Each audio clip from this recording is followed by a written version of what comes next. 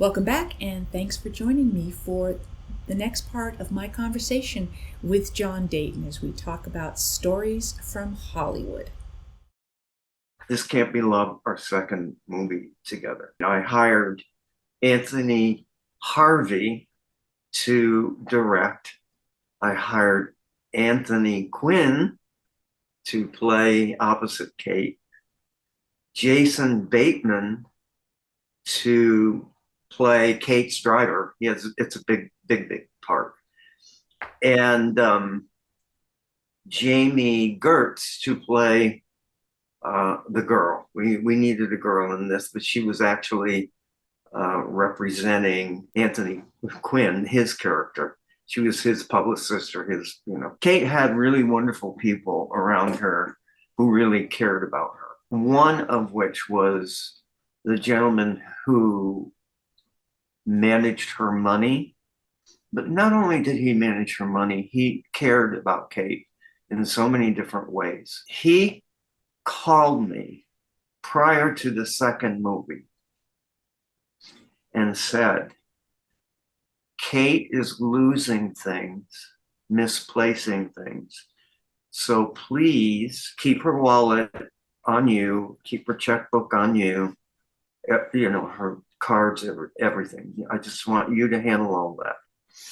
And I said, fine. And believe it or not, Kate was fine with that. Even though I said, I know how old you really are because I got your driver's license. So I took that advice.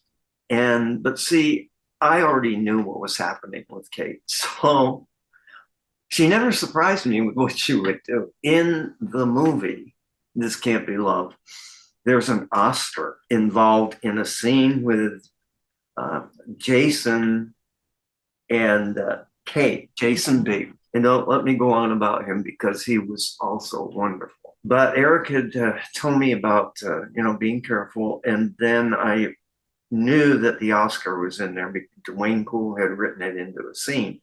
And I thought, why don't I use the real Oscar? So I got approval from the Academy. We had her 4 Oscars in hand. So we had, but I needed the Academy's permission to use it on screen. And I'll never forget Eric calling me. This is her manager calling me and saying, John, which one do you want to use? And because Anthony Harvey, who had directed Kate in The Lion in Winter, where she had won Best Actress, he was directing This Can't Be Love. So I said, well, why don't we use The Lion in Winter? Then I get another call. How much is this worth?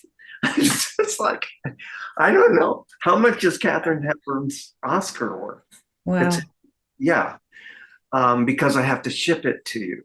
Uh, So he had a case designed and foam and stuff. And when it came, I had it put in the hotel vault. And I said, no one can touch it. Was locked too, and I had the key. So I said, no one is to touch this.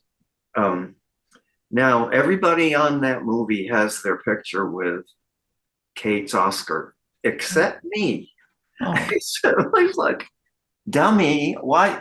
My mind was too much on her and making sure she was comfortable.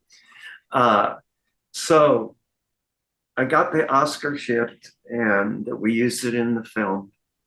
And it was fine. Now I've got a situation. I've got to get Kate from New York to Vancouver. And my first experience with transporting Kate was not good.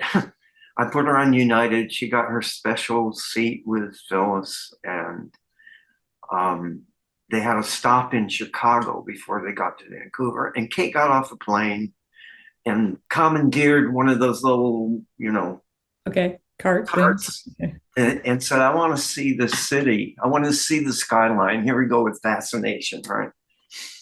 And of course, I wasn't with her. I'd never, ever let that happen again. She delayed the plane. They actually held the plane for her. Wow.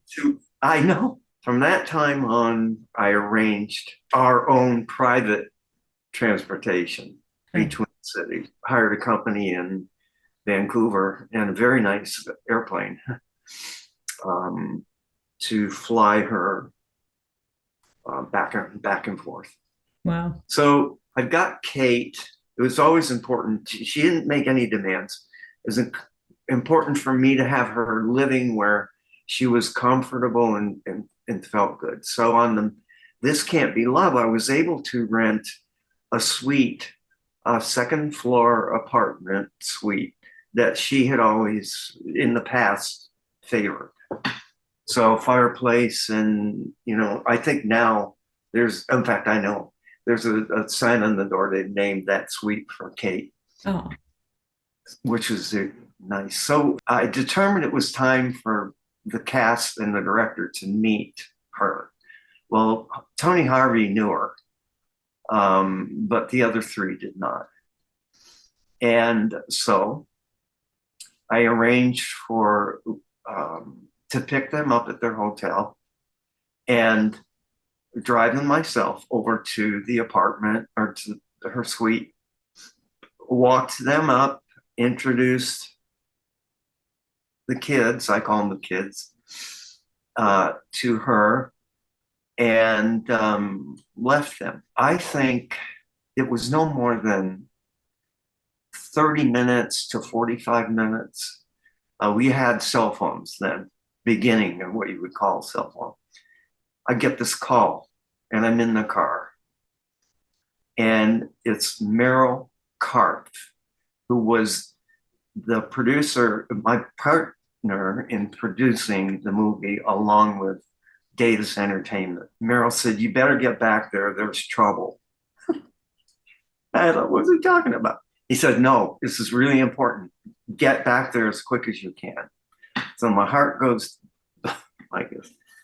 I drive back and I walk up to the second floor, and outside Kate's closed door are Anthony Harvey, Jason Bateman, Jamie Gertz, and Anthony Quinn, all with eyes like this. And Tony Harvey says to me, first thing, "Why did you bring us here? She knows nothing about the script. She says she has never seen it before." On and on. He says, I'm leaving town. I'm leaving. And the kids were, Jason, he was really young. It was like, what's going on? And Anthony Quinn, being the dear, dear gentleman he was, just quietly said, "Yeah." Mm-hmm. Shook his head. So I said, "Come on." I drove them back to their hotel. And the whole way I'm saying, "No, it's going to be fine. Everything's going to be fine." I don't think that anyone believed me, but it's going to be fine. Tony Quinn, as he left the car, boy, do I remember this, said, "I believe you." Mm. And the kids, I think, didn't say anything, but I think when he said that was sweet. Mm-hmm. Tony Harvey, on the other hand, said, "I'm packing." And I said, "That's no problem, Tony. I'll direct the film." He said, "Good." So anyway, I immediately back to Kate and I said, "What's going on?" She said, "What do you mean?" She had forgotten the entire episode. Wow. That had even happened. The next day, everybody, even Tony Harvey, went back and the reading went just fine. So I just want to say a few things about Anthony Quinn. We used cue cards for Kate again, of course. He was just fine with the cue cards. And there were times when we were doing a close-up on Kate where literally the cue card would be in front of Tony Quinn's face. Mm. And he would be saying his lines and she would read back because she was reading the card. Mm-hmm. He was amazing. In scenes with Kate, I was always there to the right of the lens. I had to be there for her. She said it's where George was, George Cukor, who was her favorite director. At the end of one particular scene with Jason, Tony Harvey said, "Cut." And I heard Kate say something like, "Now that's an actor." It was a confirmation of, and I told Jason about it later. Wow. I said she had, and he was kind of blown away by that. Throughout the filming, it was difficult for me because it was just all attention was on Kate to make sure she was happy, make sure she was comfortable. So here's a good story. We went to weekends we spent together. We went out, she wanted to travel. She wanted to adventure, So we took picnics and we did all those kind of things. And we went to the movies.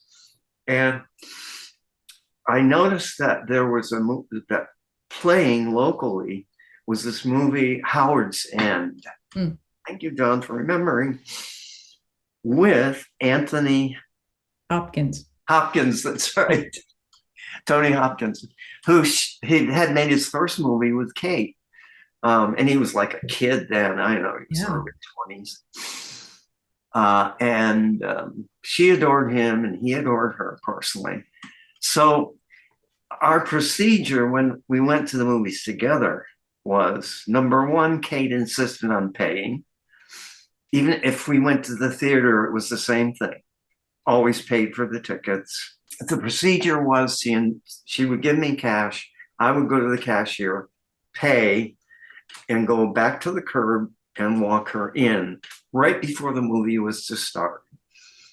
So we walk into this, I pay, get Kate, we walk into this theater, dark, and the movie is starting. So we're fumbling around trying to find a seat, right?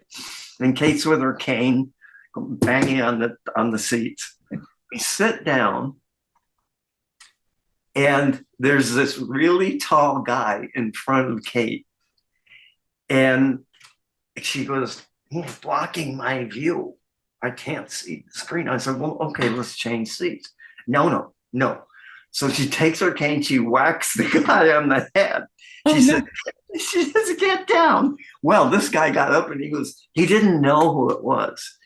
And he turns around as if he's going to deck her. And he says, "Oh, Miss Hepburn, Miss Hepburn." And then he goes on to say the same thing every single fan said to her. "You mean so much to me. Your work has been so, the same things." And Kate always took it graciously. So the guy sits down. He actually moved. Now we're watching the movie and she's going, "That's not Tony. That's not him." Well, see, she hadn't seen him in all these years. So he was an older man then, Anthony Hopkins. So she finally blurted out, "That's not Tony Hopkins," at the screen. And she said, "Let's go." And we left. And I told that story to Tony many years later. And at that, he and I met at the Directors Guild at one of the screenings and got off to a corner to talk. And I gave him Kate's phone number so that they could visit. But he thought it was hilarious because she still remembered him as this young guy from that wonderful movie. And in case anybody hasn't seen it, you need to see it. Kate, A Lion in Winter. Yeah. A Lion in Winter. Yeah, great movie. Here's another story from This Can't Be Love. There was a scene in the publisher's office. So Tony was writing a tell-all book about his relationship with Katharine Hepburn, the two characters. And that's why he was romancing her. So there was a scene in the publisher's office. And the office was all wood paneled, fancy. And in the scene, he gets into an argument with the publisher, a young guy. and there's swords because it's all mahogany, there's swords on the wall that you would see in one of those old movies. Tony is to grab a sword, and the publisher grabs his pen, and he's going like this at Tony, and Tony grabs a sword, and he jumps onto the table, to this big cocktail table he had in front of him, and he was to go like this, and well, again, I had a stunt double for Tony, and he said, no, I want to do this. I want to do this. He actually did that scene, and at one point poked the sword up into the ceiling. Oh, we stopped. But he did it all himself, and then he wanted to fall to the floor. He wanted that to be the end of the scene. There were some flowers on the table, and he literally went to the floor, and the flowers plopped down on top of him. Oh, wow. And I said, cut. Don't anybody move. I said, Tony, I've got a line for you. He said, what? I said, just look at the flowers and say, flowers for me. And then he did it. I loved it. Wow. It was a great way to get out of that scene. We finished the film, and there are many, many other stories. Everything went great. I grew closer to Kate during that time, and everything was for her. Thank you for joining me for part 3 of my conversation with John Dayton. I'll be back with more behind the scenes, and who knows what other surprises I have in store for you. Thanks for watching.